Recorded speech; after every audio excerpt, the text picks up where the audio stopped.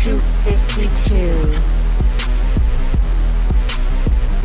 Now, Big Tom, going into this next series, Big Tom, to this day, at 44 years of age, still refuses to watch any of the Child's Play movies. The Chucky movies, Tom is not a fan. He's not a fan.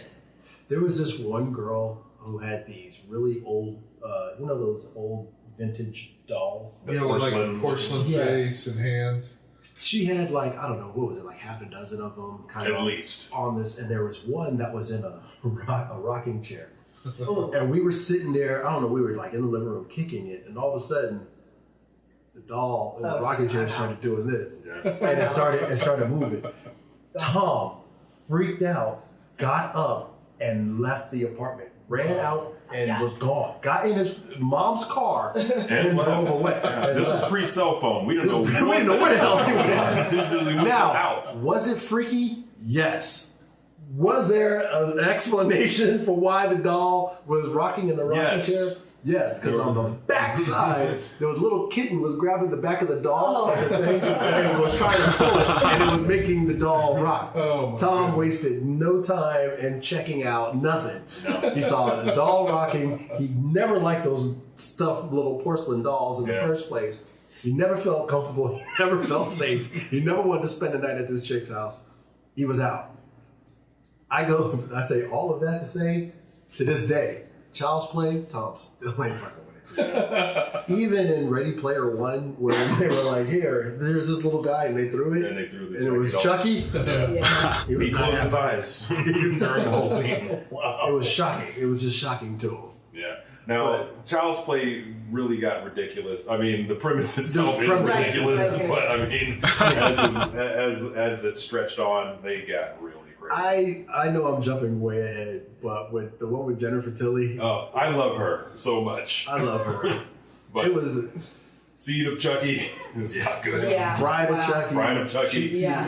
She made some poor choices. Well, she needed the money.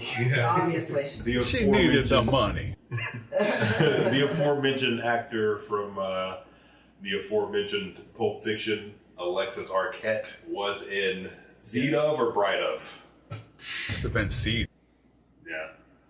Now, was this Alexis Arquette as Alexis or as Alex? Or, I mean, he was always Alexis. He was kind of transitioning at the time, so, it was always... Because he's dead. Was it Pulp Fiction Alexis or was it Wedding Singer Alexis? Well, he kind of looked like Jerry Seinfeld in Pulp Fiction. Yeah. It's always kind of bumpy. I gotta say, I thought it was Seinfeld. Yeah. What's the deal with all these bullets? For Child's Play, I only saw the first two. I was done after that. You didn't have that was the right place to stop. But you should probably watch Bride of Chucky though, because it's worth it. Yeah, you need to see John Ritter turned into Pinhead. I mean, come on. Yeah.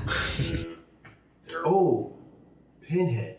Hellraiser. Yes. I got another good story with my brother. My brother. Please make this segue. This is okay. My mom had a friend, and her friend, he really liked us, and he really liked my brother. And I don't think he touched him in the bad place. Okay. I think he was just a cool dude, and he wanted to take my brother. I think Bone had to be. That's what a child molester would say. Yeah, no. Please continue. I think Bone was probably 8 or 9, and this was at the Americana Twin Theater Showcase Cinema. Yeah. He took him to go see Hellraiser. Which is weird. Yeah. How old was he? Bone was 8. The guy was probably like 20-something. Yeah, Bone had to be young, man. Yeah. And Bone says he didn't get 5 minutes into that movie. He was, I am getting the fuck out of here. And he said he took off on the guy, and the guy was like, hey, Jason, wait, where you going? And then he went, and my brother was leaving the theater. Crying. I haven't even touched your butthole yet. He was all jacked up. He was crying. I remember coming home from school. He was still crying. I was like, what happened? And he took me, and the guy, and it was this. And I was like, okay, I'm not going to understand anything this kid is saying. So he was like, yeah, they gave me free passes to come back since the movie barely started. And this kid comes screaming, crying. out of the theater. So then I went with him to go see Hellraiser. Again, there was no inappropriate touching. I had me a large popcorn. Oh, wait, you went with the guy? I went with the guy. Yeah. All right. And I had a bucket. He had his bucket. I had my bucket. Okay, I was going to say. We shared the drink. There was a hole in his bucket. Just know that. I had my own bucket. We did share a drink. One straw or two? One straw, man. You know how we do. Hey, you want this? You want to hit that? You want it?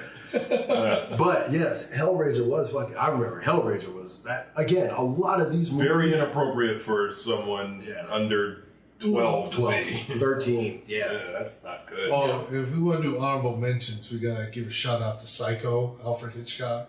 Oh, the original. The original. No gore in that movie. Well, he does.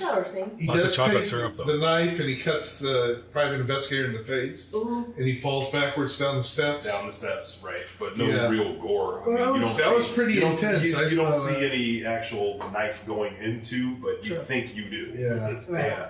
And the violins. Oh yeah. Still to this day, one of the best. Now again. Well, and that inspired Friday the 13th music too, which is the same, Yeah. very dissonant, stringy kind of. Yeah. I just wanted to bring up Psycho real quick. When they did the remake and they thought it would be great to do shot for shot. And you know, you got Vince Vaughn playing. And they, I want to say it was Vince Vaughn and Anne Heche. And you can see her butthole in that movie. And they went shot for shot. So it was like you're sitting here watching it and it's like, this is the exact same. Because they did this, they did that with, what was that Nick Cannon movie? Oh gosh. Love Don't Cost a Thing. Love Don't Cost a Thing, and it was a shot for shot of Can't Buy Me Love. I should tell you. Oh, really? I had no idea. Shot for shot of Can't Buy Me Love. I don't know why Steve Harvey was in this movie.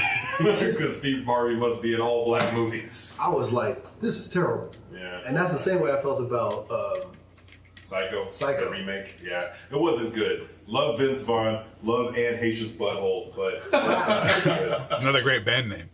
No. and Asia's butthole. And you're welcome. Come to the stage right now!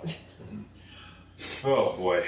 Well, I think we've done a service to the Chucky movies.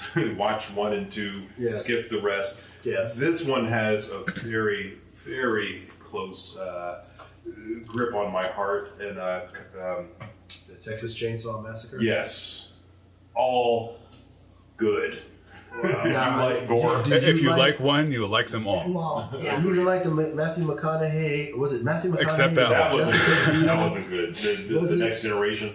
Yeah, no. That was Now, what's it name? wait. Correct me if I'm wrong, but didn't Rob Zombie take a hand at either remaking the Texas Chainsaw Halloween. Massacre or He remade Halloween. he remade Halloween? Yeah, he did 1 and 2 and I agree. They were Rob Zombie movies. they were not Rob Halloween Zombie movies. They weren't Halloween. I know I talked about this a little bit in the other show, but it was so hilarious when they showed the Texas Chainsaw Massacre on TV. Oh.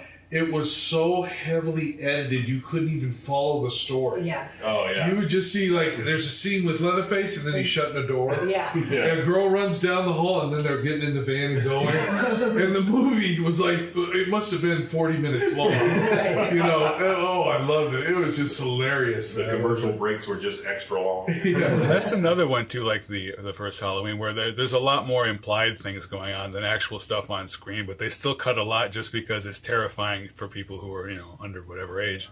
So I remember seeing that on like Channel 31 at some point and going, well, this wasn't scary at all. This is stupid. Yeah. Now the Texas Chainsaw Massacre, that was basically just like an inbred family. Like that was their whole thing. That like they've just been killing and eating people. Now I know because for me in my head, I start getting these kind of mixed up with the Hills Have Eyes. Oh, that was good. Yeah. The Texas Chainsaw Massacre. That one had me that one. Now, yeah. are you talking about the remakes or the originals? The original. Oh yeah. The Hills The Have Eyes Devil's is definitely an Rejects. honorable mention. Yeah.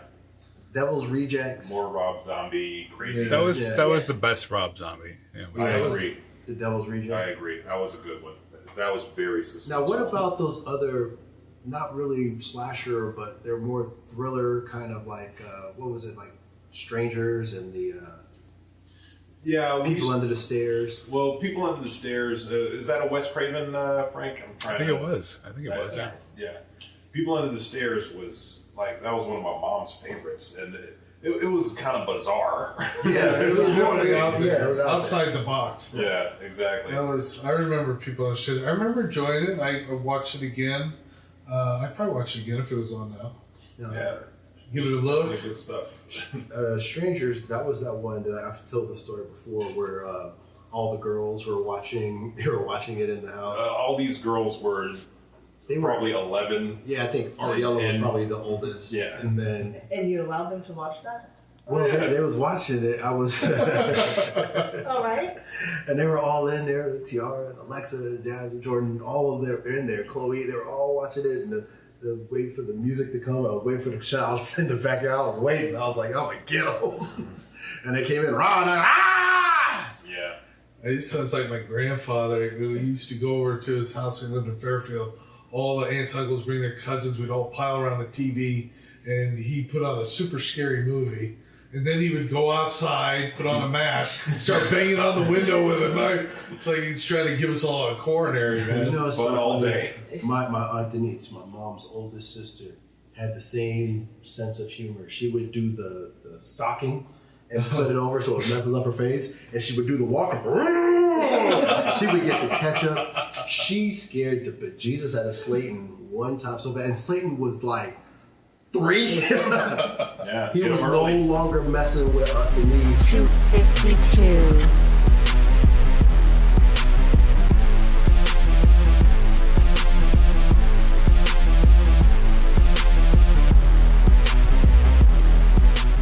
I'm Donna. Pull yourself together.